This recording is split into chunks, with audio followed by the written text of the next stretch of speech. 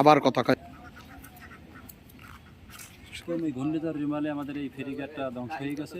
এখন এটা কবে হবে জানি না, তবে আমাদের সরকারের কাছে আবেদন যে আমাদের দ্রুতভাবে এটা আমাদের নির্মাণ করা হোক। এবং আমাদের এখান থেকে মোড়লগঞ্জ এই শরণখোলার মানুষ বিভিন্ন জায়গায় যাতায়াত করে, হাজার হাজার মানুষ দৈনিক পারাপার হয়, ট্রলার যোগে খুব কষ্ট হয় এবং নদীতে তুফান।